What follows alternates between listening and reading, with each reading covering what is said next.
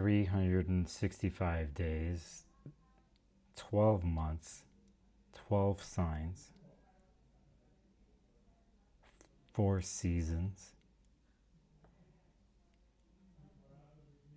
cardinal, fixed, mutable, 365 days, 12 months, 31 days, a new moon, a full moon. This system, this timekeeping structure, the system, at least in the tropical Western zodiacal world of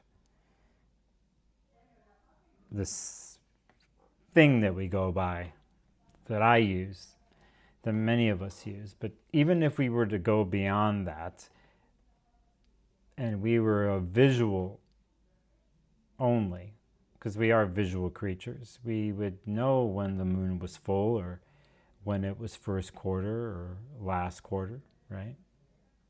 Or when there was no moon at all, what happens in that spot, and eventually new to crescent when we first see it.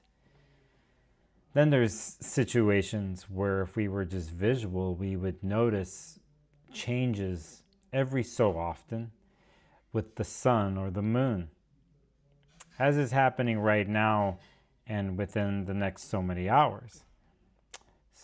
Some parts of the world will see a moon, a full moon, that looks different. It's not the usual thing, right? Something is different about it. And somehow, some way, your mind processes something like that. And then, but I feel that there's this innate other ancient knowledge that arises, that if you were to look at the full moon and know that it was something different, that you probably had a feeling or other things that even prefaced the visual sense of looking at the full moon that was different, and that it all connected in a moment. That whether there was a series of events in your life or sensory things or feelings or all your senses involved, everything, they just knew something was different. And if you lived this life and you were connected that way with the world and the universe and nature, that innately you would be connected and dialed in on this mysterious, precise, perfect clock that the world, planet Earth, runs and lives by. Which means if you were connected to it, it would mean that it was you. You are the full moon with a different twinge or shade on it. That I was that. Even without having to see it. But if I see it, it's one of many different types of confirming, connective interactions with the world and the universe. And what if this became habit, that this was a regular thing? And not only that, when you noticed that things were slightly different every 6 months during a full moon or a certain time when the sun was out and the sun was masked somehow, and it only happened every so often, depending where you were in the world, that you, because of living 100% interconnected with the world and the universe, that you know that something profound, something different from the usual time clock. What is that? And in a sense, I asked the what is it from a more mental perspective, because once I ask what that is, I separate myself from it. there's the times, I think, because of who we are as humans and the time that we're living in, that we're really good at asking the questions and, in a sense, separating ourselves from it. And it is it's part of the human story. It's part of it. But what if you were just, that's all it was? What if you've forgotten that your body was telling you what it was without your mind? What if you forgot that while this lunation's happening and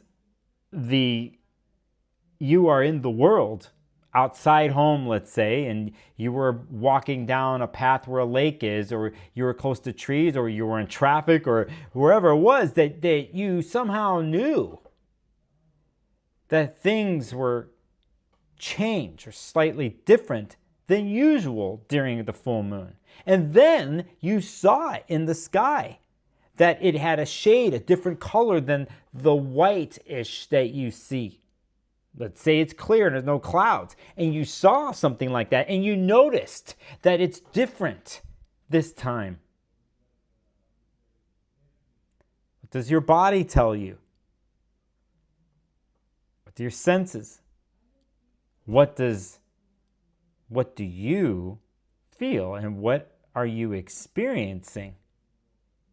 So there's the questions the mind comes up. There's the languaging of what the body, the antenna, is telling you. There's your nervous system. There's all these layers of us. And somehow we come to this place where we're simultaneously experiencing and translating at the same time.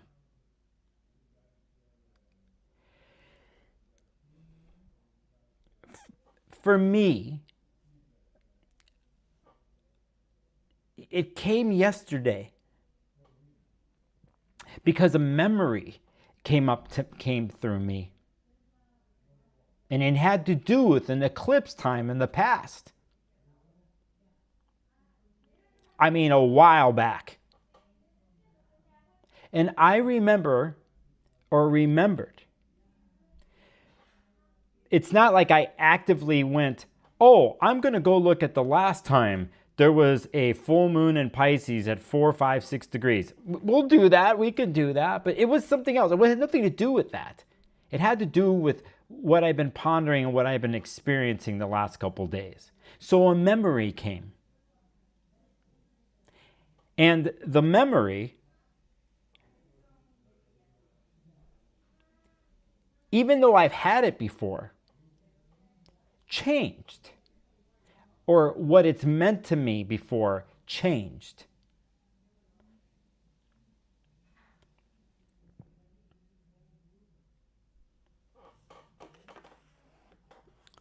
I'm going to read something from a book here.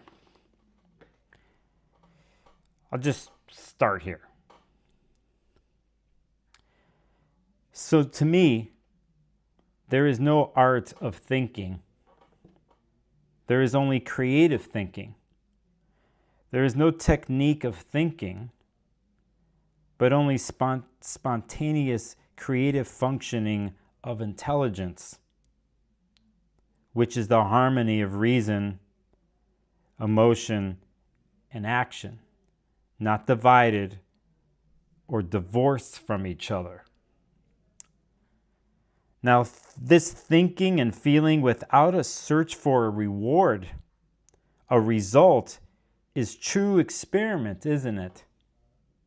In real experimenting, there cannot be a search for result, because this experimenting is the movement of creative thought.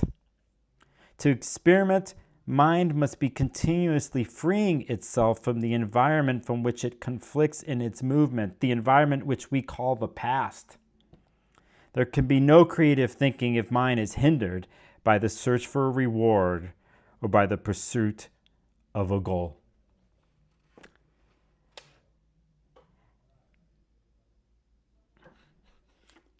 I'll tell you who that is in a second. That's the place I was at yesterday with my memory in the past. I was just experiencing. And I saw it in a different way. It led me to this live stream, actually. I remember what happened.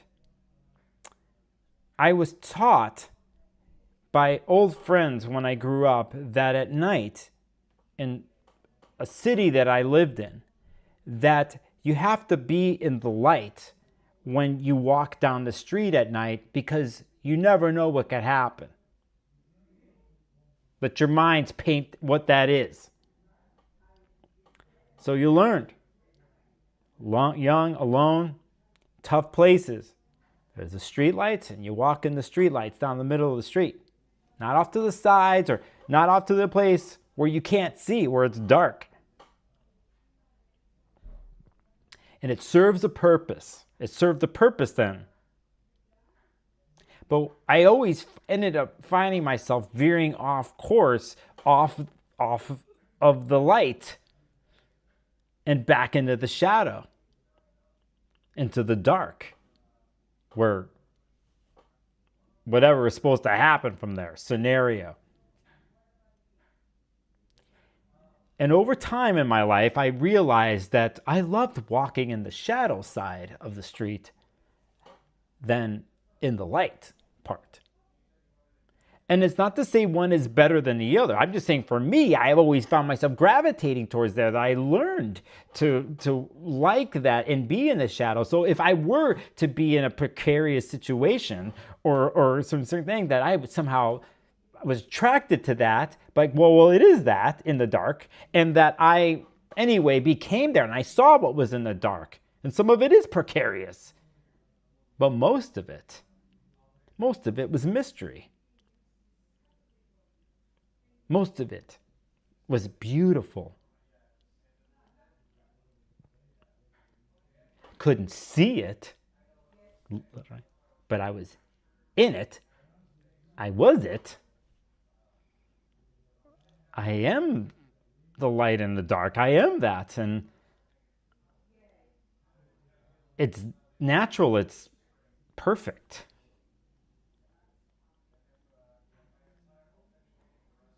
Just like every month, you don't see the moon.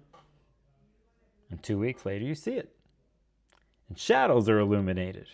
And somehow, even though the sun and the moon are opposite from each other, and astrologically we say they're in opposition or 180 degrees in each other, they're in relation to each other. There's no separation.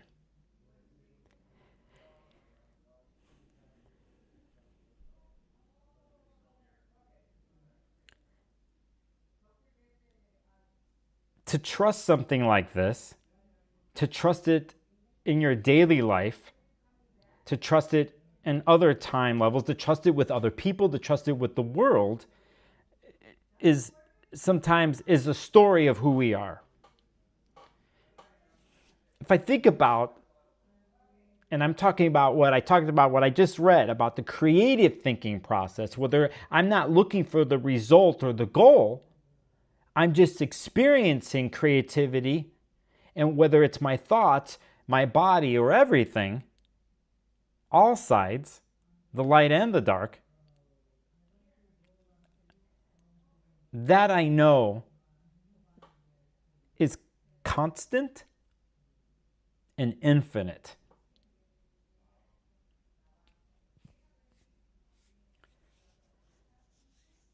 Have you ever kissed anybody who had a Pisces moon? And let's say you kissed them and you had this experience. And then let's say you kissed them and it was in another part of the month. And the kiss was different. I'm not saying bad or good, or there's no rating system. It was just different. And let's say you were to kiss a Pisces moon for each day of the month. And let's say your logicalness, you took on the Virgo perspective of documenting what happened to you for each day you kissed the Pisces moon for the month and what it was. So somehow your brain had to categorize it. Wanted to. It was for research. And you started to notice something, that you noticed that the kisses changed, but it was still a Pisces moon that was constant, that you were kissing. And at the end of the 30 to 31 days, you kind of stepped away because there's only so much you could do with that information. And then you came back to it. And you saw something like the logicalness of one saw the pattern.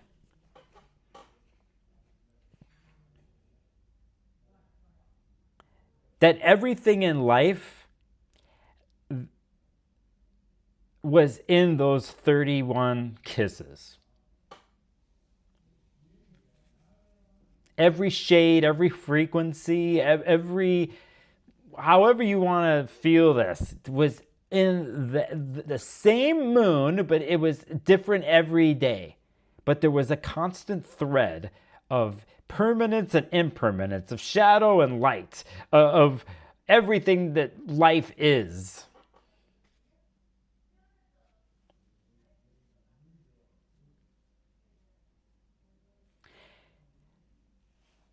On this full moon, an end of a 1.5-year cycle of eclipses that have to do with Pisces and Virgo. The North Node we had is no longer there in Pisces, right? But it was there. This lunation is touching these places. And if I think about what Pisces moon is and how the ways we describe it, I just gave you something that came through me in the last 24 hours. Like, I'm just like, oh, and it had to do with this thing in memory, and I wasn't trying to get a goal or result, actually. It just is what it is, and I just experienced it, and I was like, well, yeah, it's some scary stuff and incredibly beautiful at the same time, and I'm teetering on the edge of the cliff, but I'm completely calm and balanced on that edge of the cliff, and if I look over the cliff, it just is an infinite void or a whirlpool. And the other side is everything that I can label and place and make sense of, or I need to make sense of it. The other side doesn't make any sense at all. No matter how hard I try to make sense of it.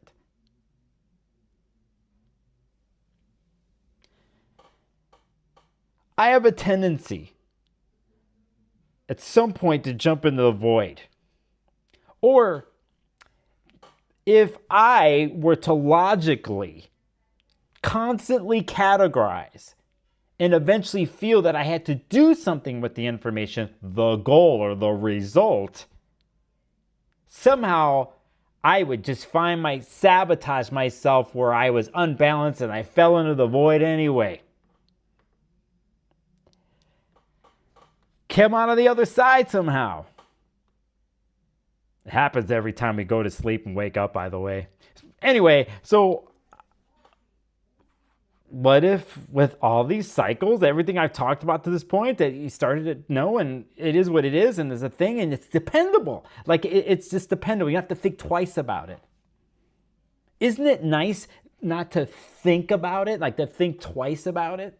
That it's just an experience that's always moving. If you could trust something like that and trust that you'll be carried to wherever you must go next.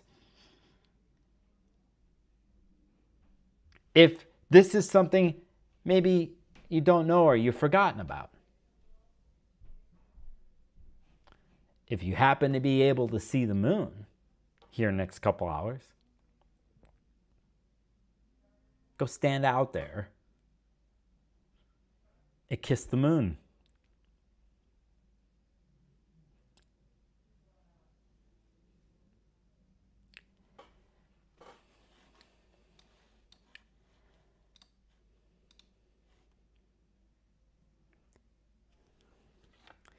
What I read earlier is from a book called Total Freedom. De Krishnamurti, if you know who this guy is, he's got his own story, okay? There's a lot of stuff he's written. There's a love-hate relationship with this dude. He was stubborn. I think he was an alcoholic. There's a lot of stuff. Then there was stuff. He was human. He was everything, all parts, just like me. I got my crazy, stupid stuff. I've done bad things in my life, mistakes. And I've had my moments. He's a tripper. But what I read to you earlier is a Jupiter and a Mercury thing.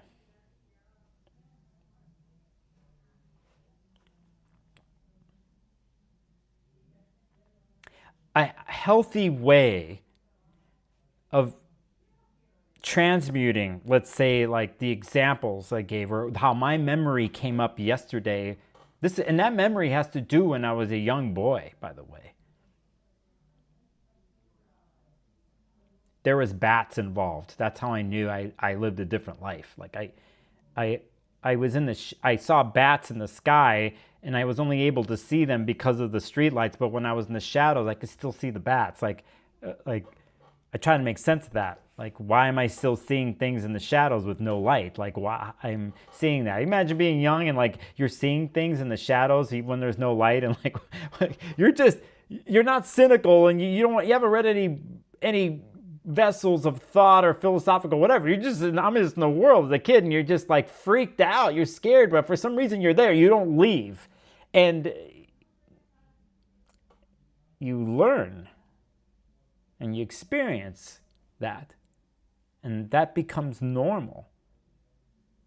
Or it is normal. And you go back into the world and it doesn't seem normal. As in the way Western civilization and what it's become, it is not normal. But for me, and everything that I learned to this point in my life now, I'm doing this live stream, I learned that it used to be normal all the time. In very interesting and beautiful ways, depending on where you came from on planet Earth, where what culture, what lineage, what heritage, what stories that were carried through. That your intertwinement with the universe, with the sun and the moon and the stars, and with the organic living matter all around us, was knowledge, is you and is me. It's funny with Western astrology. We got all the apps, they got all the profiles, they got the algorithm and everything. And some of you found me maybe today, or the algorithm, and it's like, oh, that's great. For me, where I'm going is less about the algorithm and more, again, back to what just comes natural and what is just experience.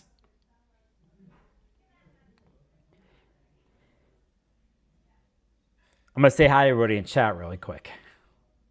So for me, if I look at the everything and nothingness of what the sign of Pisces is, a mutable sign, and I look at something like Virgo, its mutableness, and all the mutable signs, to be able to transmute and to go see one side or go to another, whether it's the shadow and the light, however it's moving and changing to set one up for something else. And for me in particular, this particular full moon, I feel this lunation and this eclipse is one of the points on the new road and the bridge that we crossed earlier this year when Saturn left Pisces. Eventually when the North Node left. The story that we did with the outer body planets the last couple of years, leaving signs and walking into this new world, this new era. And we crossed the bridge earlier this year. Many people who watch my channel I know they talked about it this way.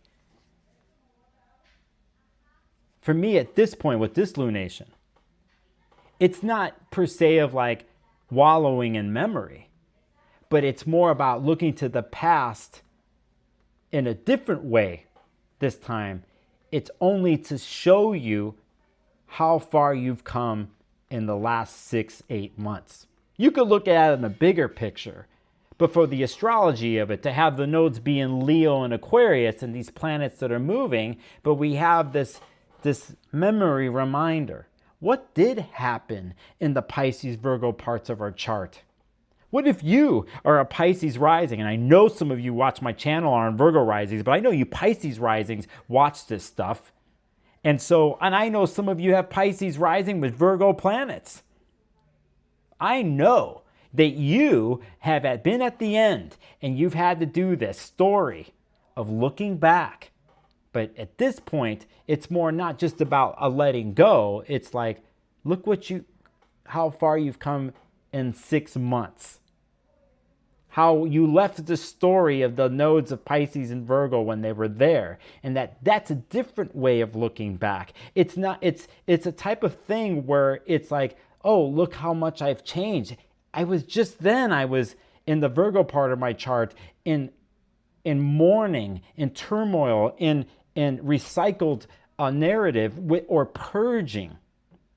And what the story has been, and how to learn to trust the shadow, to trust mutability, to trust the unknown, and to know that it is natural, that to have faith in something like that. And in a sense does balance the mind, because then once the mind gets involved and asks the questions of why and where and what is all of this and what does it all mean, a Virgo story or Mercury in Virgo can transmute the process and bring it back into the physical, organic universe. And hence the potion is made and the tincture is made. And that piece of plant in your garden or whatever, the tomato that just popped out or the mint or whatever it is, you put it on your tongue. And that is a replication and a representation of everything and nothing, of experience and of interconnectedness with the universe. And we live by this, we are this, and we trust it. Virgo, especially a day like today, where you have Mercury and the Sun, a conjunction that happened there is the go-between. And it's been your leader this year. I so love Mercury for what it does and Hermes for what it does. It's able to make it touchable.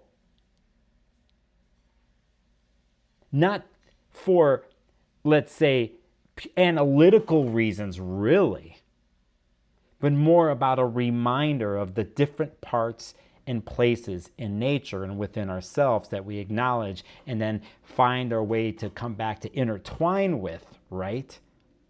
So Virgo's good at this, and Pisces is great at trusting the unknown. And what they have in common is I feel, walk towards the place. They walk towards the everything and nothing, in that sense of divinity through nature, through what our mind concocts and puts together to find movement, healing, connectiveness in the organic natural world. And there's what we cannot see and what we must trust in the Piscean world. The difference between the last year and a half, and this is what I love, is the creative interaction that I mentioned in this book. I'll read it one more time. Because Jupiter's in Leo now and not in Cancer. And we've had a month of moving, of Mercury in Leo, and this thing of fire and air moving forward, and must show myself. I must define myself in the world, and how will I do it? And everything that we do, by the way, is creative. There isn't non-creative and no creative. It's like everything we do as humans and how we show ourselves and stand in the world is a creative, ritualistic act. And there's times that we're internal and external about it. Right? And so for me, the Leo story is there. We've had this push, but we're taking a little oasis stop here with this lunation to go like, well, I've moved forward this year, and how hard, and uncharted territories, and I feel like I must show myself and how I feel and think about myself and define that in the world. But we take a break here to go like, well, I'm going to take a look back to see how far I've come now and how much has changed and how I have done this and how I've allowed it to happen, even if it seemed to be out of my control, that everything is different now. But it's the same, as in every month, the new moon and the full moon, the sun comes up in the morning. And there's 12 months, the way we do it in the Western world, and there's 12 signs, and every 6 months there's eclipses. It's beautiful. So for me, that's the more free-flowing.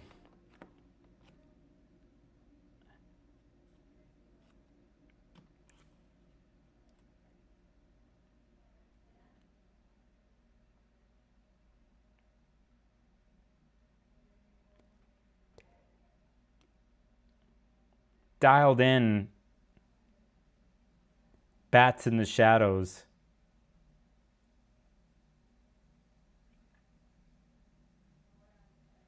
Meaning revealed. Transmission.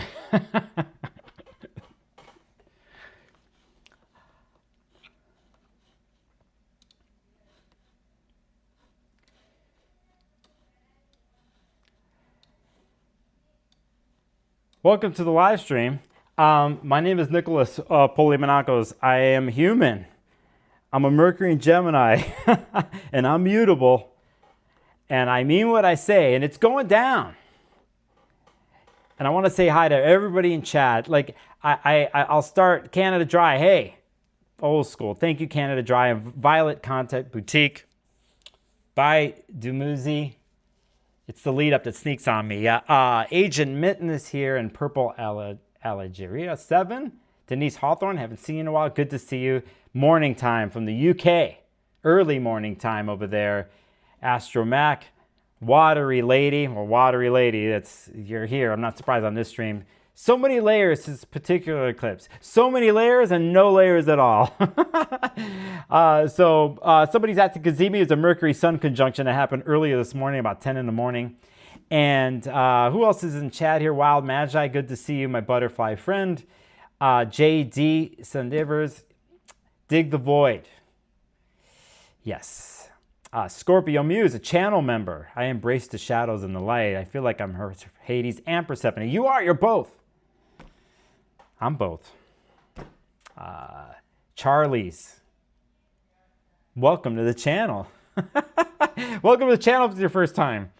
I always wonder if somebody's coming in the channel and they just kind of press the live button and they come there and then they see this, me, and then I'm like talking about shadows and... So to me, there's no art of thinking. There is only creative thinking. There is no technique of thinking, but only spontaneous creative functioning of intelligence. I would add divine intelligence, just for us Westerners here, which is the harmony of reason, emotion, and action, not divided or divorced from each other.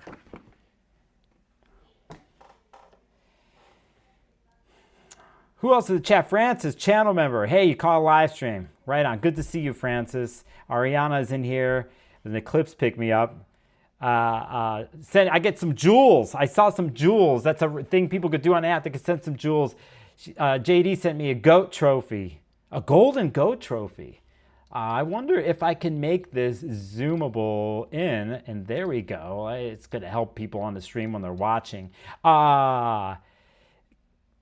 Who else am I missing here? Ancient Man, this has been a long story for me too. Moon, MC, Uranus, Pluto, and Virgo. It's Saturn, Mars, Chiron, and Pisces. You live it every day. Let's see. It really does have a sense of looking back from the top of the trail. Well said. And that's kind of what part of my premise today is that we stop in here and going, oh yeah. And Mercury and the Sun help us here. I think one could make something with all this for later, or even to understand the lunation that we had 2 weeks ago. But it's kind of funny what happens from Leo to Virgo stuff, right? We have this outward sun energy that's about expression. Then we have the more precise, the more focused, where we kind of go within, or transiting into a new season, as the mutable sign does. And so we have to take note of things. We have to kind of corral what happened during the expressionatory period. Now, I think there's more of this Mars and Leo is coming, by the way. I mean, that's really going to be the interesting thing. But I think Virgo helps us with this. When it's running on all cylinders, I think it can take those things we expressed and put them in bottles. So we're going to use them to do even something else. We'll up it. We'll up the expression. So when one is creating, you know this, you're playing and expressing. And at some point, everything you express, you take a look at, and then you kind of have to like move this piece around, and then I'm going to put this one this time in here, and I got to see what that means and what happens. Or intuitively, you have to do that. So in order to do something like that, you need a system and some sort of categorization, and that's where the mind is. That's where the beauty of Virgo is. It could do that, but it's still holy. It doesn't mean that by being in that space that you lose experience. I think if you stay too long there, you can experience more. So we try to ride the edge. Mutable people understand this life. So Canada Dry with Super Chat. Thank you so much. Thank you always, Sparkles. You're such a gift here on Earth. Thank you from your Pisces moon. I have Pisces moon in the house. That's funny. Got me tearing up. Yes, happy tears. I'm sure you have 29 different other kinds of tears. Thank you, Canada Dry. Ray Faze in the house. Morning to you or afternoon. Who else? Grief Grows Garden. Okay, that username is sort of what today is a little bit, by the way. Just take that with you. Well, Wesley, hey, brother, another channel member. You can see wings here. I have people who have these wings. They subscribe to my channel every month. They help me out or on Patreon, all that kind of thing. Black Moon Jesus is here. Welcome. Good to see you. Dex Patina, hey, can you sing me happy birthday today? I'm 44 in Eclipse Day, Solar Revolution with Aries rising. I don't know if I could sing it. Have I ever sung anything on this live stream? No, I can't. What I will do is I will do this.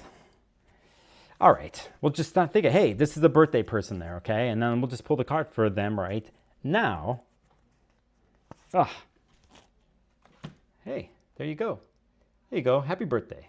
Can we do this? The King of Pentacles. Damn. Look at that. Build something. There's a payoff. Knowledge and wisdom when it comes to the resource. I'm not the tarot person. You guys in chat, delineate. Happy birthday. All right. I think I caught up with chat. For anybody else watching, thanks for joining the stream. Let's look at this chart. I wish I had my other gear with me because I would have came in with the more psychedelic sound thing, and that's going to get to that here. Let's take a look here. Here is at 9:38 or 9:18 Pacific, which will be going into 12:18 Eastern time, 3 hours, like into the 28th, is the exact lunation that's happening at 4 degrees Pisces. Let's point this out that there it is. Oh, that's a circle. That's a circle. Hey, man, that's kind of what I was talking about today because everything's a circle, isn't it? It's like sometimes the circle's like this with the story, right? It kind of takes a long time to get to the end point of the circle, like here, right? But other times it's kind of like the whole thing is this big circle.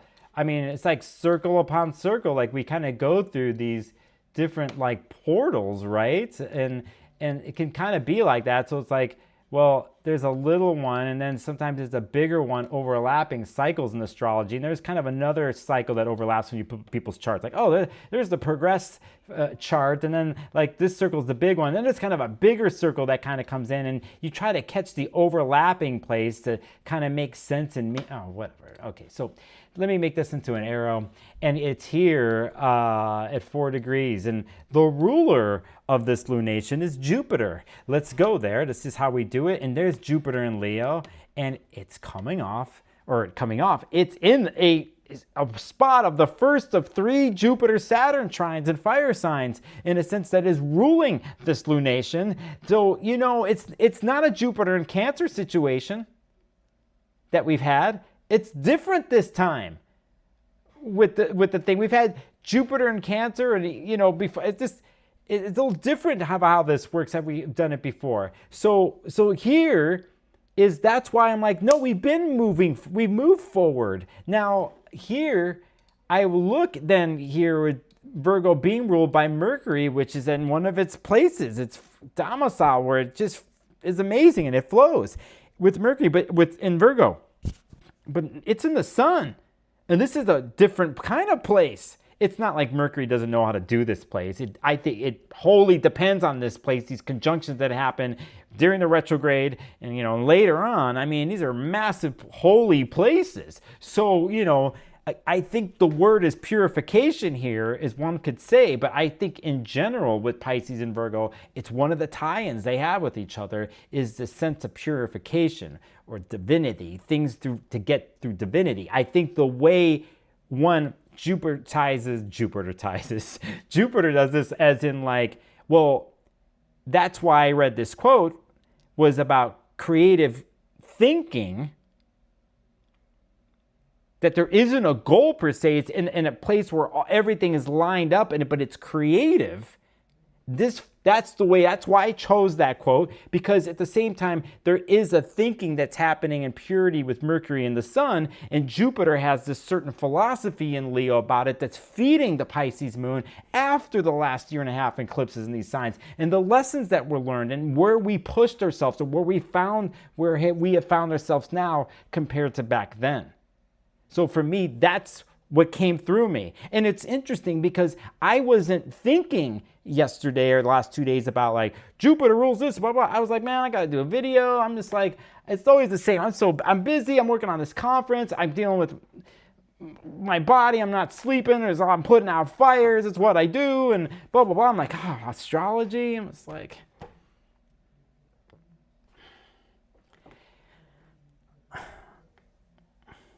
there was a moment I said fuck astrology in that process, because that's what I do at least a couple times a month. So that's where I was, and it didn't matter. Nothing matters. You get to that place. It's like a reset. I don't care at that point. It just so happens when I get to that point that I'm in the creative place. When I'm there, I find myself, because there is no goal process. I have to do this, I have to do that. I don't care anymore. It's like I just let it go. Hint, hint. And then it's like memory came up. Anyway, so that's how it happened.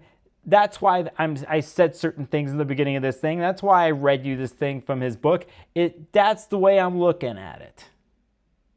If I take another Mercury little place that's Uranus, that's squaring the situation, damn, I mean, that's a thing that come out of the blue. It could be that way. I mean, it's squaring. It could be harsh. It's a square. It's sharing the moon. Depending on the Pisces moon person or a Virgo person, they're still getting their world rocked. There's still remnants of what eclipses did in Virgo and Pisces. But the key thing here for those that I mentioned, like your Virgo rising or Pisces rising, I'm like, you know exactly why it happened now. You know exactly what it is. If you still have to shed a tear or you're dealing with memory, fine. If you know that you have to call somebody up and realize it's time because you have a different outlook or whatever else, and it feels like, you know what, I think it's the time now. You should do it.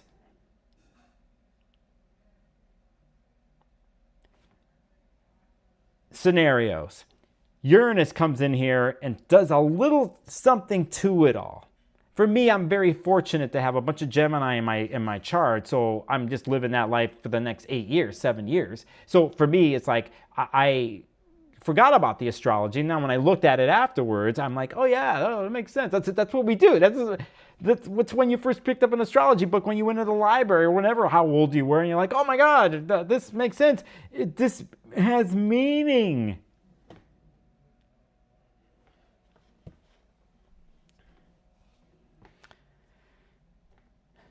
This is the lunation here. We got a straggler that's going to happen here 6 months from now. I'll pull it up. I'd like you to congratulate yourselves on a position where, basically, if you were a person that was really affected by the nodes being in Virgo Pisces and you're watching this, you made it. You still something there, but you can have the different perspective. I know people in my life, I know Virgos in my life, or have major Virgo placements, that have had a reappearance campaign happening. It's like if they this came from somewhere else. They disappeared. They literally disappeared, and they've had a reemergence campaign. You ever see a Virgo when they come out of the shower? It's it's like Artemis in the woods, you know, like this pure like thing, but they're in their own clan, all these women, like Artemis and her followers, and you know, like just got that bow and arrow, and there's the deer, the whole thing, and they sing these songs together around the temple, and it's about purity, and they don't let anything external toxic get into that or whatever, and they come out and they're not just freshly faced infinitely, but there's just certain strength in it all, you know, this dependence, not dependence, but this intertwinedness with nature and purity and the movement of life and death, and they just live. And then anyway, you see somebody with major Virgo placements and they come out of the shower, you're going to know exactly what I'm talking about, especially if they were somewhere where they were working in the garden. And by the way, it was beautiful when you watch them working in the garden, and then you watch them come out of the shower, and then it's just like this thing, and you're like, damn, it's like it just changed, but there's beauty all around. It's just different. This is more mutable stuff. Okay, what did I say today? Kissing a Pisces moon 31 days each day. And then I said, have you ever seen somebody in Virgo, like a Venus in Virgo, like coming out of the shower? I'm not making this stuff up. So I'm not. I could say enough now in my life that the winds, the winds of Hermes have brought me to interesting places. I've not just been in observance, but I have experienced. And some of those experiences have been like inherently just 100% scary, like, you know, because if you're staring at beauty in different ways and beauty that you've never seen, and sometimes the beauty is dark, but it's like, this is who I am. It can break a fantasy or something we put on a pedestal and break your notion of what beautiful is and what ugly is. It doesn't even matter, right? Ugly is beautiful. Beautiful is ugly. Side rant.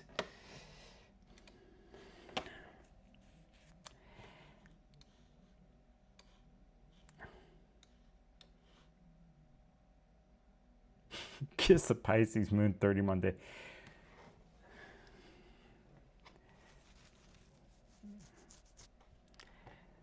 It's just the truth. It's the truth. That's what it is. You go ask me during Scorpio birthdays. I'll tell you some of the Scorpio rituals that I found myself in. Do you wonder why I always talk about Scorpio risings on this channel? Well, it's because I've had a life full of those experiences or scorpionic stuff, and I got it in my chart. So we'll save that for the Venus retrograde.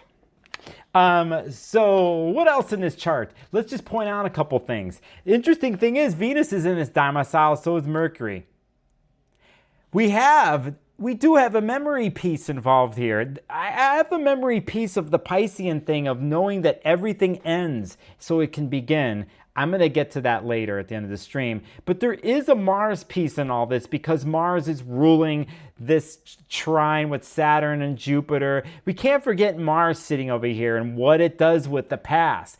I just coming from a perspective that it's not the Jupiter and Cancer transit, or the Saturn and Pisces transit, or Saturn and Pisces conjunct the South Node in Pisces we were doing. It's a whole different thing now, but we do have to look back. What we don't do is get stuck in the past. There is no stuck in the past. The example I gave you, what's happened to me in the last 24 hours with memory, isn't stuck in the past. It's another viewpoint of the past. If we find ourselves in a hallucination like this, and the past comes up, and there's feelings that come up, does it mean you're stuck there? It means we carry stories, and we might process those stories. I think the stuckness could be around, but we know how to move through something like that by trusting the world, yourselves, and the universe. How and why? Because we've gotten so far in the last 6 to 8 months with the astrology, and we just have to take a look that things aren't the same anymore. So regardless, you have changed. You have moved, even if you're going to shed a tear about the past. It's not the same tears as it was even earlier this year or last year when we were doing eclipses in Virgo and in Pisces. Blah, blah, blah, blah, blah. It was earlier today that Mercury at 10:03 a.m. was conjunct the Sun. We're on our way to, we're doing this lunation right now, but earlier today, this is what happened. It is still there. This is totally part of this lunation. I think Jupiter and Mercury are huge factors in today's lunation. You can't, there's no separateness. Jupiter's in on it and so is Mercury. Like, try to look at it that way. I know there's other delineations and fixed stars and a lot of stuff you all right. That's great. You know how I go on this channel. You know how I am. I just do this on the fly and then I read things. For some reason, I have to read something else to you. For some reason, this came up, and while I looked for this, let's see if I can find it on my browser. I wish I had the book. Oh man, there it is. Let's see if I can read this. Let's see if I can find the whole thing. I'll look at chat here for now while I do this. Who's new in chat? Neptune MC. They got Neptune on the midheaven, whoever this is. Virgo Pisces moon here. So we got a full moon person, this person in chat. This is like they're one of the biggest lunations of their life, actually. That is sitting here. I think I know who this is. I see your logos. Neptune on MC. Made it. Almost. You've made it. Almost. Every day we make it. Almost. William Swanson, thanks for being here. Channel member. What else did I got in here? Okay, I got my fellow, watery lady, Leanne Patterson. Hey, blessings to you, Leanne. Good to see you here. I gotta find this quote. I just can't leave this. They better give me the whole, thing here, these mofos. Let's see if, I might have to do it in segments.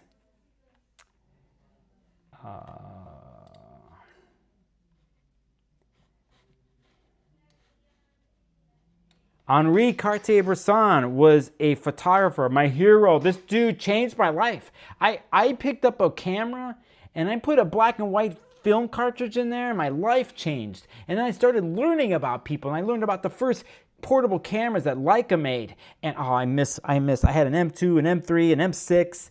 I had to get rid of them and I wish it never would happen. Regardless, I was a street photographer and I was influenced by Kappa and Diane Arbus and all these people. But there was this dude. And his photography. You don't know who Henri Cartier Bresson is. He's dead. I don't even begin to tell you the work that this guy did. And also what he did in founding Magnum Photography with a bunch of other photographers. Eve Arnold, Robert Kappa, Kappa Brothers, all that kind of stuff. You go, if you know photography, you'll do it. But there's a book that he pulled out, and it's called The Decisive Moment. And I wish I can find the whole thing and read it to you. This is going to be a thing. I'll just give you an example. The creative act lasts but a brief moment, a lightning instant of give and take, just long enough for you to level the camera and to trap the fleeting prey in your little box. Photographers deal in things which are continuously vanishing, and when they have vanished, there's no contrivance on earth which can make them come back again. He's going back and forth here, right? And here, to me, he says, photography is the simultaneous recognition in a fraction of a second of the significance of an event.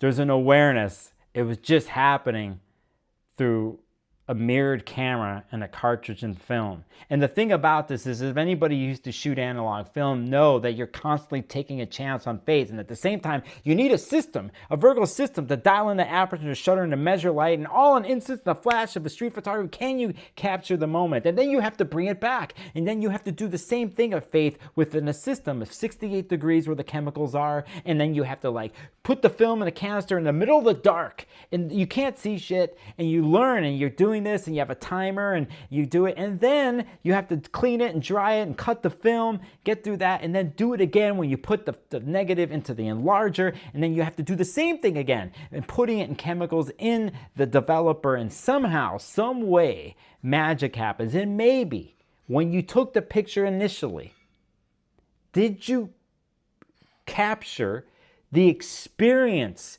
what I or he was experiencing in that decisive moment? When one's head and one's heart and body are all on the same axis, as he says. Maybe that quote's going to show up here. And somehow, some way was transmuted into the physical world through this process and through a photograph, and to show like, amazing. And someone sees it.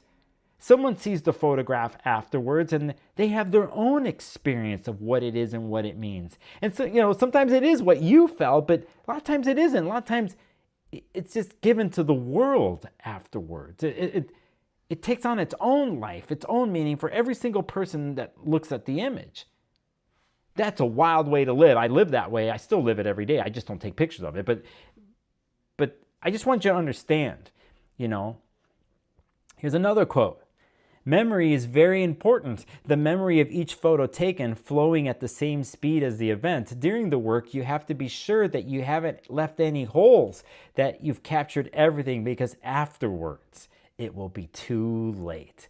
And so that moment of capturing it, not like it is now with a digital camera or whatever, think about that. If you didn't have the technology and you were capturing this moment, that you had to have your skills together mathematically, know how to control the camera, know lighting and know observance of light and temperature, and especially if you're shooting black and white in a color world, you're imagining palettes all in the 60th of a second of taking the picture, and the art of this.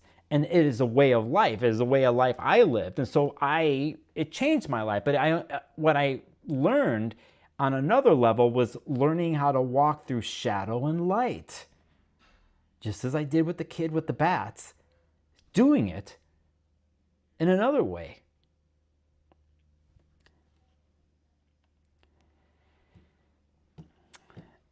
Henri, Cartier Bresson, go look at his photographs, go study this stuff. Dude, a legend, but not just him, but many other people. But this person changed my life, because when I saw what they were writing, it wasn't just the images, but what they were writing was what I was feeling, what I was experiencing in the world. And I found the vehicle to not just have meaning, but to express myself, to express like my experience. And the process I did late nights in the dark room with a bottle of tequila and whatever else I did, and the shows that I had and the expression and the interaction, then that's when it turned to shit, because it was about goals and money and selling prints and the whole thing, right?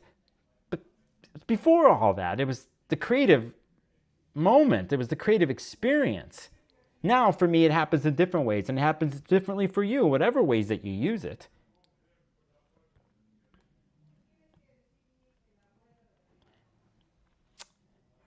Anyway,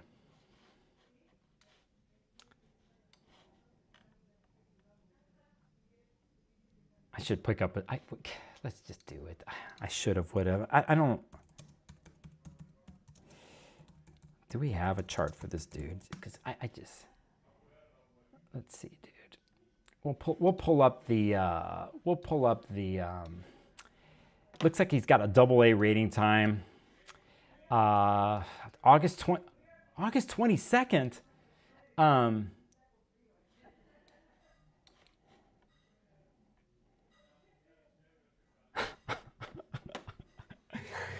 Dude's got a 29-degree sun. Okay, wait. Okay, so hold up, man. He got a 29-degree sun in Leo, and he's got a moon in Cancer, and he's got a Mercury in Virgo at 1 degree.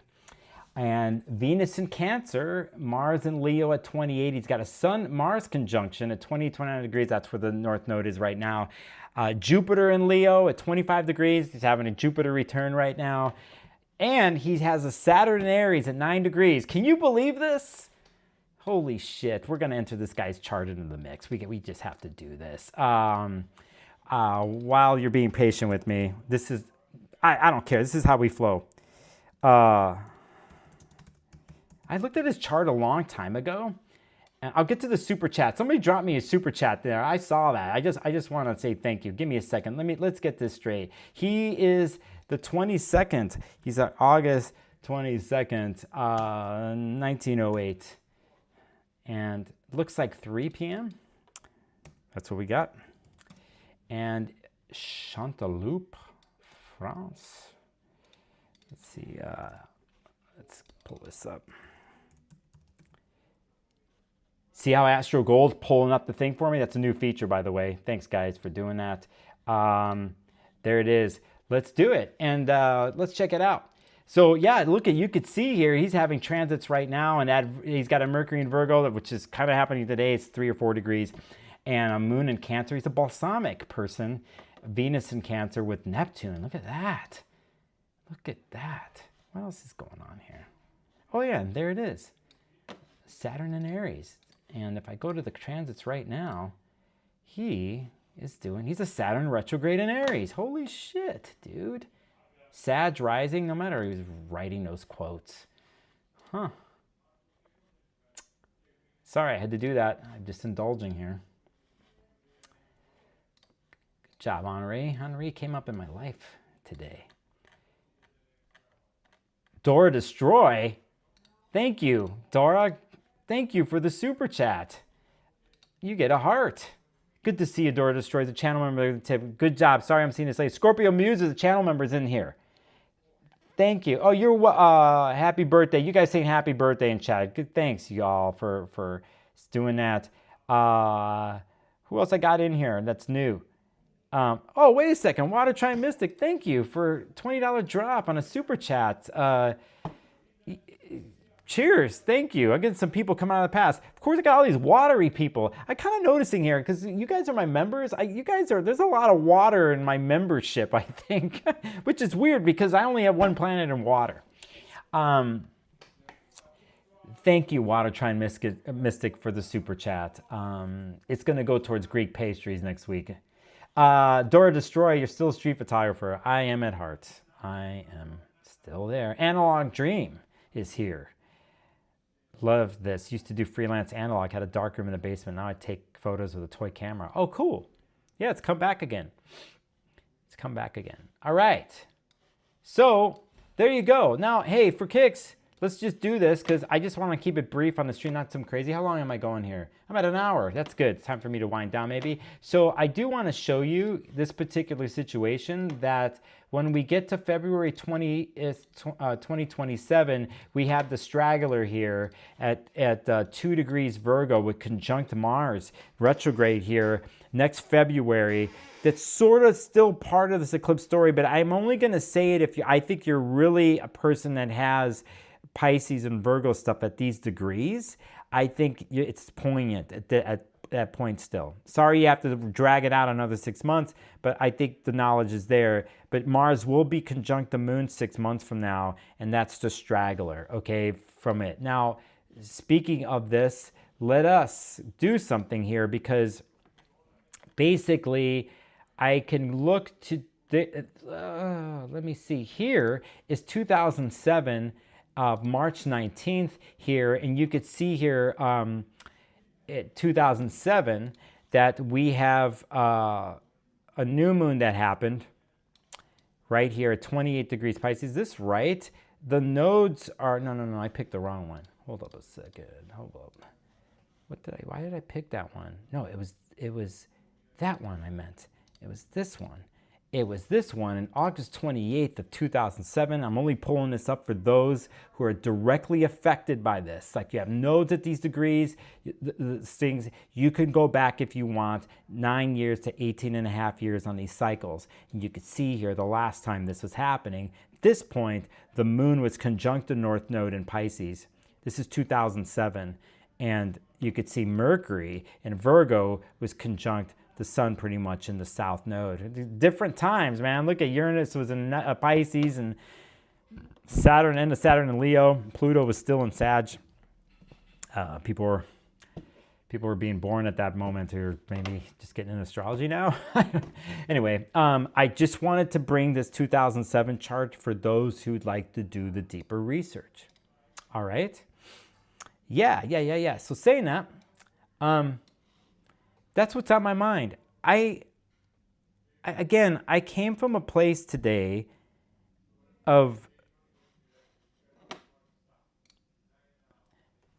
let me take these out. I don't need them. I came from a place today of, I explained it earlier.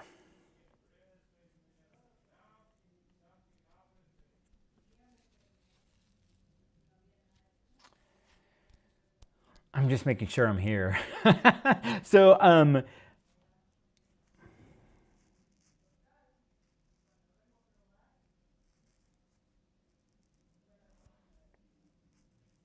knowing that we're at the break of the quest,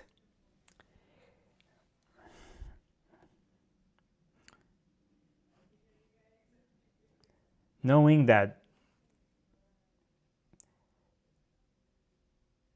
people pass,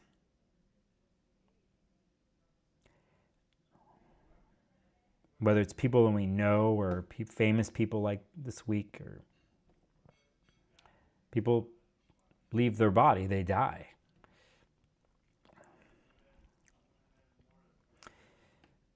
I don't know. I'm not a past lives person or whatever. I don't stand in my life that way these days. I don't look at things like that. I try to be in the moment, and I do have past future. I look at it in this life, or I think it's natural for those who listen to my audio message, my Aquarius Moon audio message last night on my Instagram. I was talking about what the future used to mean back in the day and what the future means now. So, for me to gauge how far you've come at this point on this new quest and to look back, I think you might understand why I looked at this chart and this lunation that way. As for the future, if I am to think about the future, not about like, okay, next week I got to fly and do this conference, and I have these things I got to do and maneuver that, and there's going to be 1,600 astrologers that will tell and me and all these other people part of a team. There's that future, like we got to do this and that. The future I'm talking about is like not just of your own life, but like what can be and what could be. And that's around, and that will be around. Today it's a little different. The second half of this year, when we do a Venus retrograde, and then eventually at the beginning of next year we do a Mars retrograde, I think there's tweaks about what the future is. And for me, I think it's always to come back into our creative process and our involvement with ourselves and with our connection with the world and the universe. For the 1,000,000th time, I've said this on this channel. And we just have our ways of doing it, right? And I just think there's new ways to add into our lives for doing it, especially with what's happening with Jupiter and Leo transit, a Mars and Leo transit that's about to happen. It's this story of fire and air, right? It stirs up new ideas and new spaces and vehicles for expression. And if one can understand as a whole that there is a circle and an Ouroboros and a cycle, that there's beginnings and endings, and those beginnings and endings can change meaning over time, then when it comes to certain situations, like today or the memory that I have of what came up, I'm not disconnecting from it and just staying logical about it. I'm in the experience of being and knowing the constant is change and it's ever changing. And I'm able to maneuver that. And when meaning appears within myself, that I don't necessarily have to cook with it or do something with it. There's a lot of relief and connectiveness with a position like that. There's other times to apply and to calculate and to administer. But days like today with Mercury and the Sun and an eclipse moon we're going to see here, I don't know if we're going to be able to catch some partially here where I am, but some of you in the States, it's just experience is a reminder of what that is. Hopefully, I don't know, maybe you've picked up, or I was able to mirror something for you or today, and that something else has stirred in you, or an acknowledgement, or at least know that we're riding this wave together, right? And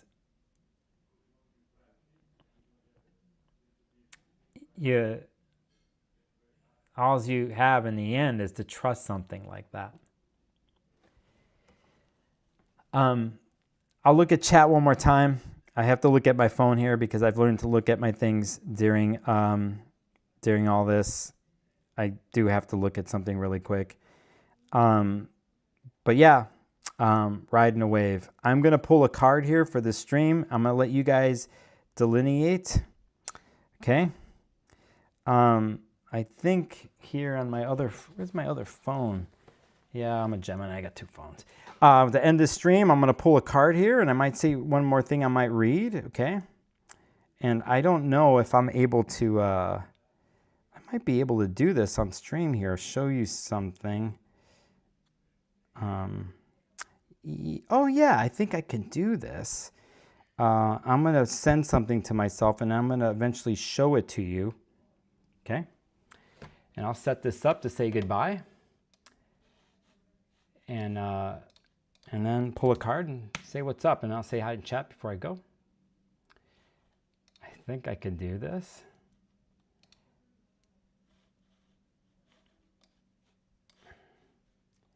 This is going to be really hard to see if I do this. I'm going to pick something here. You're going to see it eventually. It's not going to be the best of moments here.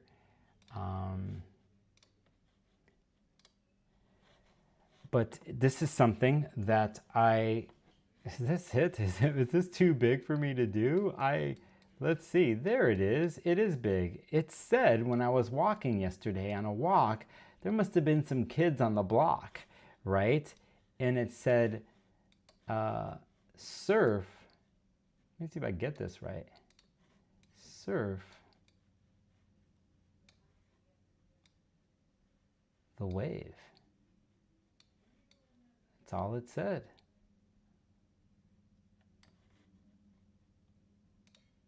And that's when I decided to do a live stream. I want to thank everybody who came on the chat today and said what's up. Let us do this. I'll pick a card out of the straight deck. I think in September, end of September, I'm going to have access to a lot more of my things again, and I might be in a different space if I have my way. But we'll pick one to say goodbye. As a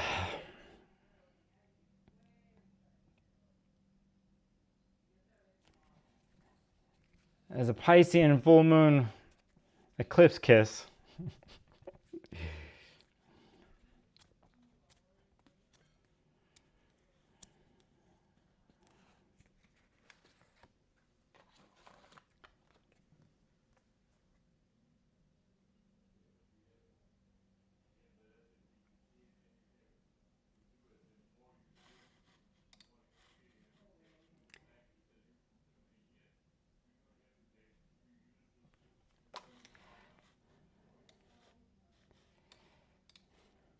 Thanks to everybody in chat today. Thanks for the super chats. Thanks for, let me see if I still have people in here. I do. Loretta's in here. Can't be surprised with the card I just picked. Just can't be surprised, can you? You can't. Can't be surprised. Can't be.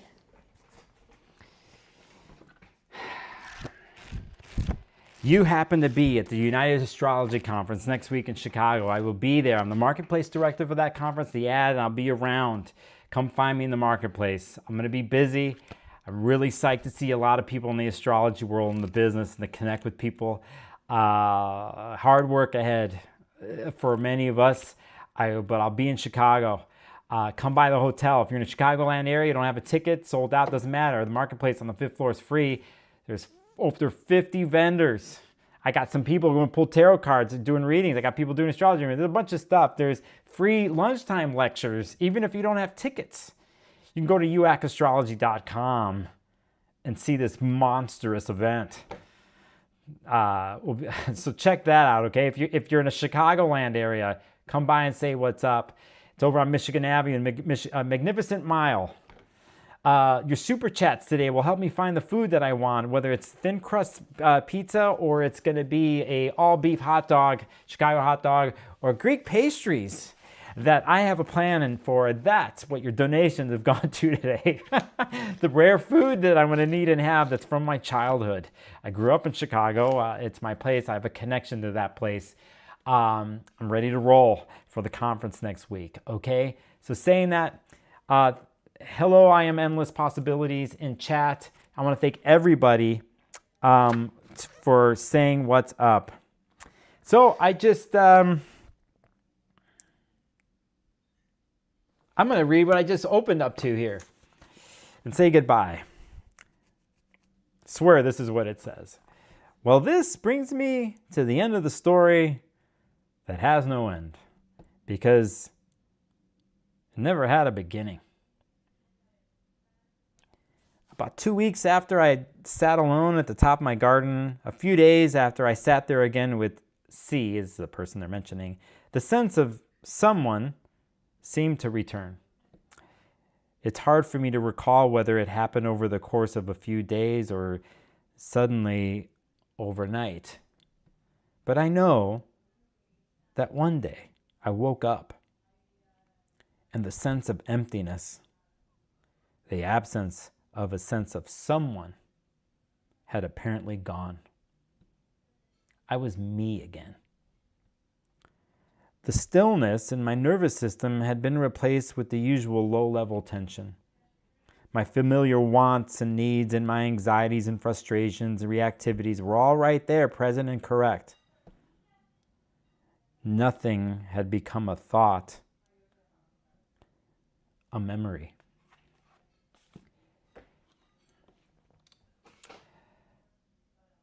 Thanks, everybody, for the support on the channel, for everything. Canada Drive for the other super chat that says go out and make out with the Pisces moon, everyone.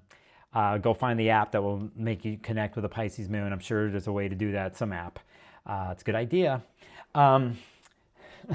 Use protection, boundaries with Pisces stuff. just that's a joke. I want to thank everyone who came in here. VR No says have fun at the conference. I will, all right? So saying that, thanks for supporting me on this channel, doing this Lunation. You happen to have a chance here. I think it's going to start doing its thing now here soon. You'll be able to see the little change in the moon tonight, especially if in your central part of the United States. You can go look at these eclipse maps to see where it's viewable online if you want to check it out and kiss the moon, whether I see it or not. I'm always kissing the moon, and I'm looking forward to doing that, all right? So on that note, thanks everyone, and I will see all of you on the next